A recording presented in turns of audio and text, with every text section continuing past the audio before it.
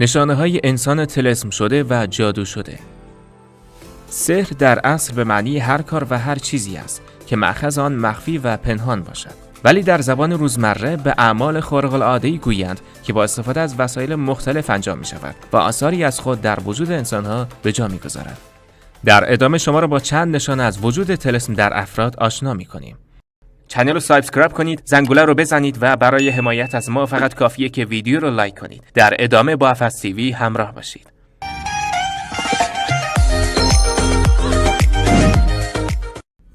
شماره 1.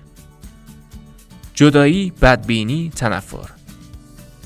این سحر رایج ترین نوع سحر است و باعث جدایی و دشمنی افکندن بین دو شخص می باشد، به گونه‌ای که این دو شخص یا یکی از آنها به طور غیر طبیعی و غیر ارادی از دیگری متنفر می شود، تا جایی که توانایی و تحمل دیدن وی را ندارد و وقتی که او را می بیند و یا همسخن می شود به شدت دچار فشار روحی می شود. شماره 2. مشکلات جنسی، ناتوانی در روابط جنسی، اختلال در روابط جنسی. یکی از نشانه‌های سحر و یکی از انواع آن اختلال در روابط جنسی بین زن و شوهر می باشد.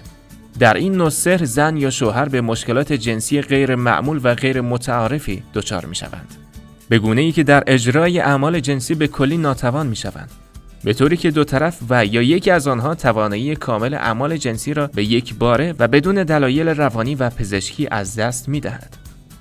شماره 3. مشکلات روانی و رفتاری و اختلال در روابط اجتماعی فرد.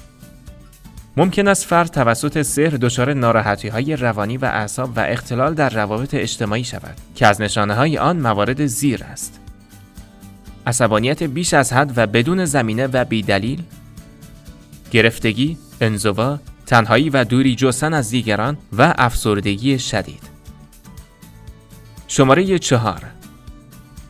مشکلات و بیماری‌های جسمی. به وسیله سحر می‌توان در بدن شخص بیماری‌های مختلفی ایجاد کرد و معمولاً این بیماری‌ها توسط پزشکان قابل درمان نیستند، چون علت اصلی این بیماری‌ها برای پزشکان نامشخص است. مواردی مانند کور شدن یکباره و بی‌دلیل، فلج شدن یکباری بعضی از اعضای بدن، کرولال شدن بی‌دلیل و بدون زمینه قبلی.